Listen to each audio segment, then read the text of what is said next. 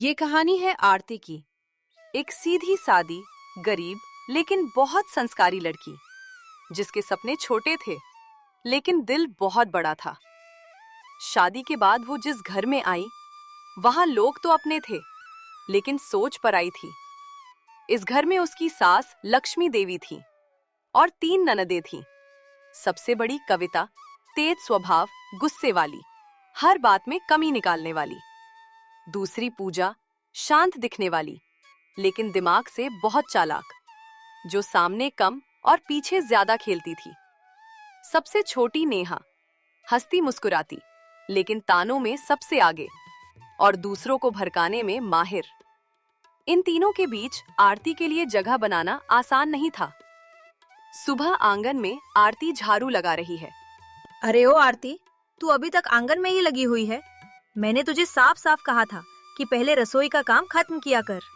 घर में काम करने का भी एक तरीका होता है जो तुझे समझ में नहीं आता, या फिर तू जानबूझकर हमारी बातों को नजरअंदाज करती है।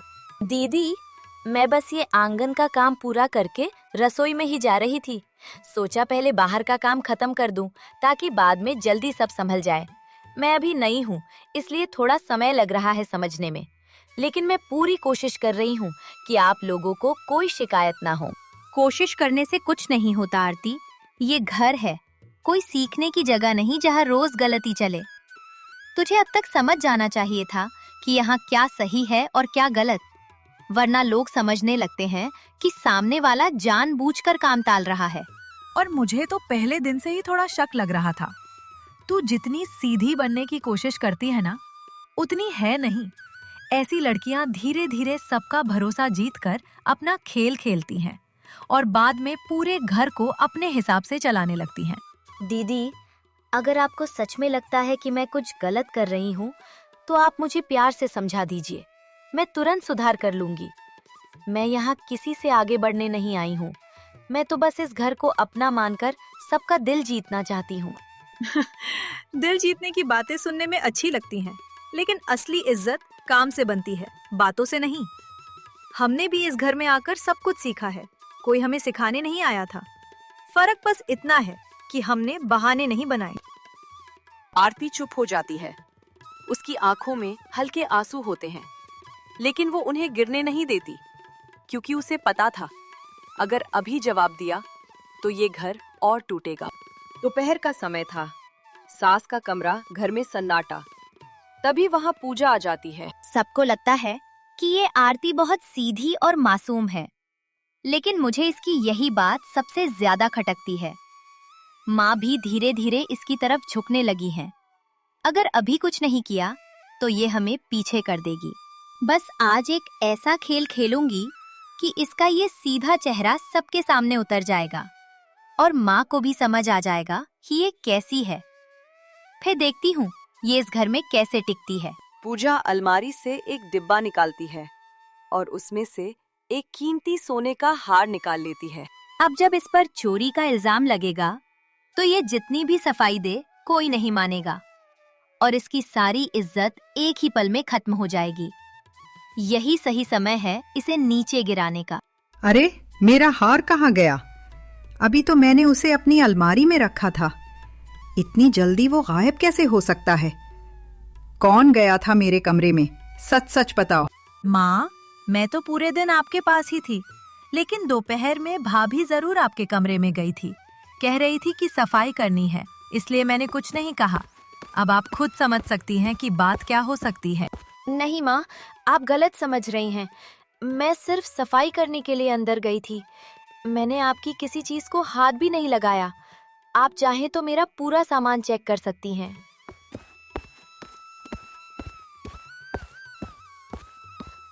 गरीबी इंसान को बहुत कुछ सिखा देती है आरती। कभी कभी इंसान मजबूरी में गलत रास्ता भी चुन लेता है। जो मायके से नहीं मिला वो ससुराल से लेने की सोच आ जाती है। हमें दुनिया की समझ है, हम सब पहचानते हैं। दीदी, ऐसा मत कहिए, मुझे बहुत दुख होता है।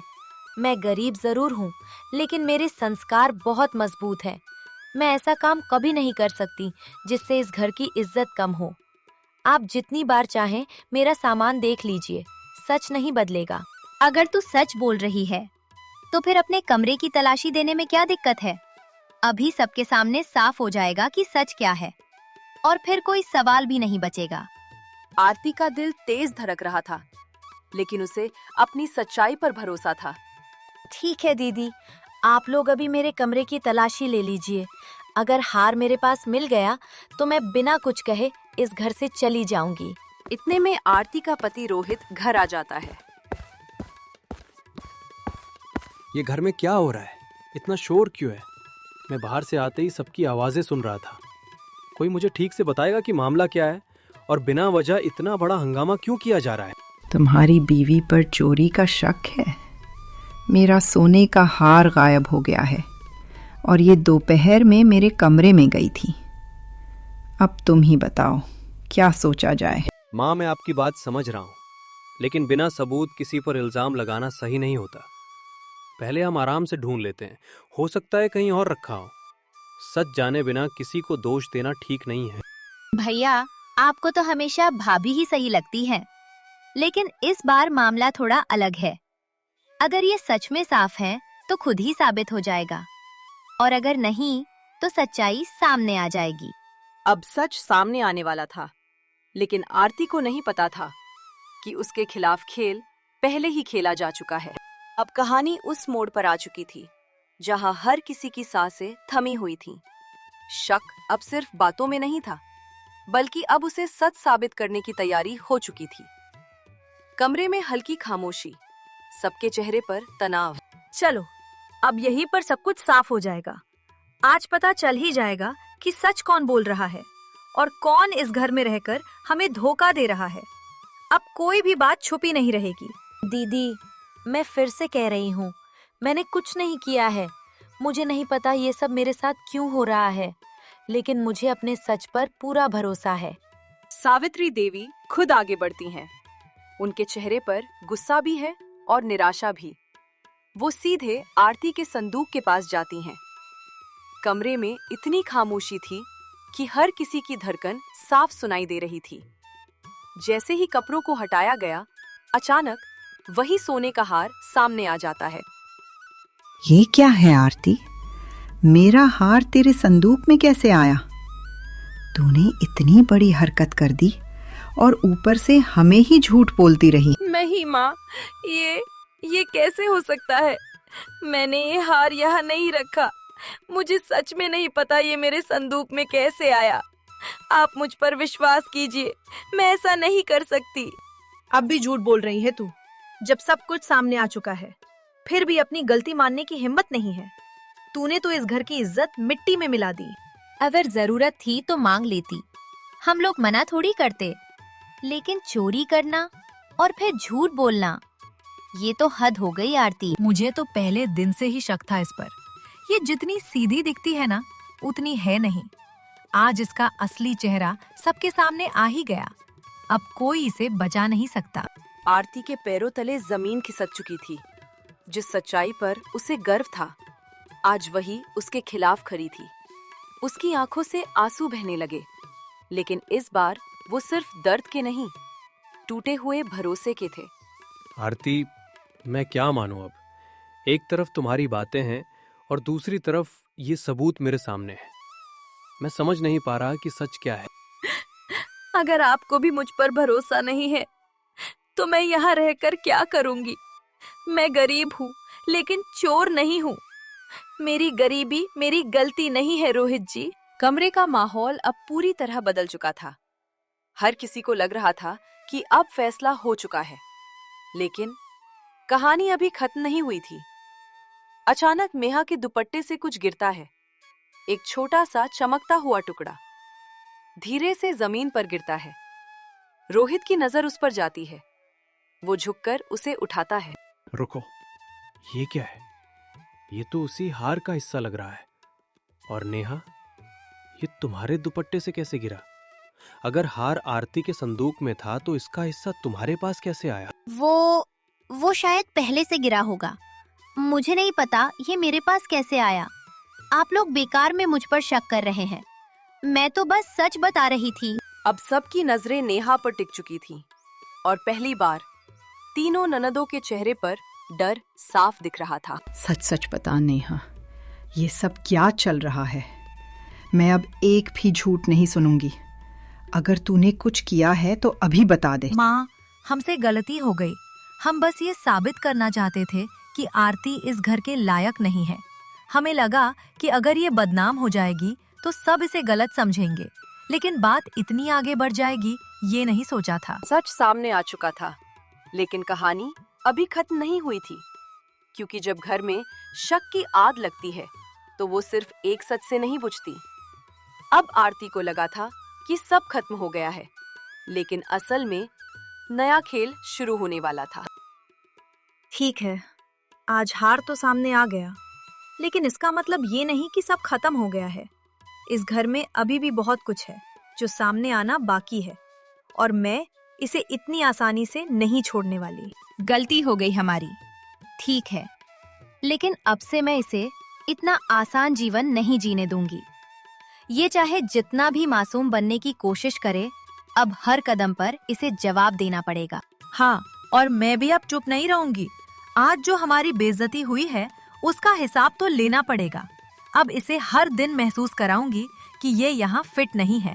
आरती सब सुन रही थी, लेकिन इस बार वो रो नहीं रही थी। उसके चेहरे पर सिर्फ एक ही भाव था, समझदारी और तैयारी। अरे वाह, अब तो बहुत सेवा भाव आ गया है। कल तक तो बड़ी मासूम बनी घूम रही थी, और आज अचानक इतनी मेहनती कैसे बन गई? लगता है डर बैठ गया है अंदर। दीदी, मैं हमेशा से अपना काम करती आई हूँ। बस फर्क इतना है कि पहले आप लोग सिर्फ गलती ढूंढते थे, और अब मैं कोशिश कर रही हूँ कि हर काम सही तरीके से हो। मुझे किसी से लड़ना नहीं है, बस शांति चाहिए। शांति, ये शब्द तुम्हें बहुत अच्छे से बोलना आता है, लेकिन असली शांति तब होगी जब तुम इस घर में अपनी जगह समझ जाओगी। और वो जगह क्या है, ये हम तय करेंगे।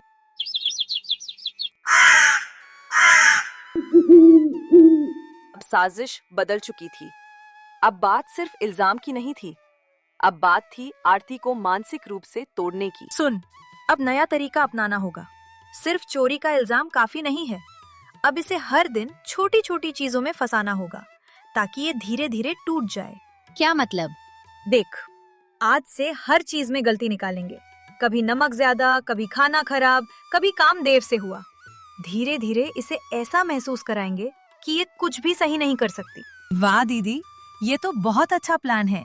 चोरी तो पकड़ी नहीं गई, लेकिन अब इसे रोज की सजा मिलेगी। ये खुद ही थककर यहाँ से चली जाएगी।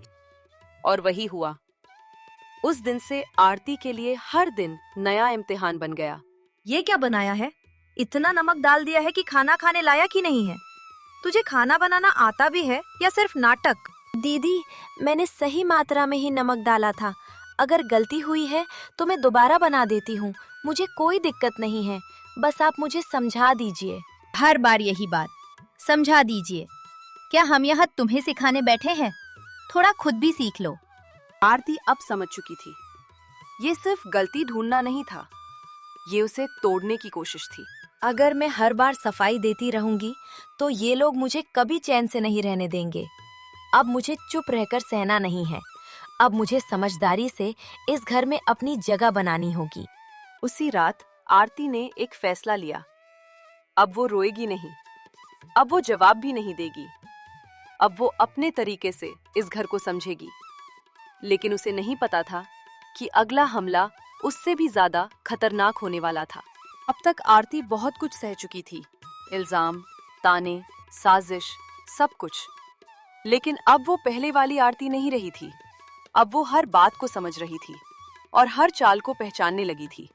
उसे एहसास हो चुका था, ये सिर्फ झगड़ा नहीं, ये उसे इस घर से निकालने का खेल है। और इस बार आरती ने ठान लिया था कि वो चुप नहीं रहेगी। माँ, ये पानी पी लीजिए और ये दवा भी ले लीजिए। डॉक्टर ने समय पर लेने को कहा था। अगर आप चाहें तो मैं आपके पैरों की हल्की मालिश भी कर दूं।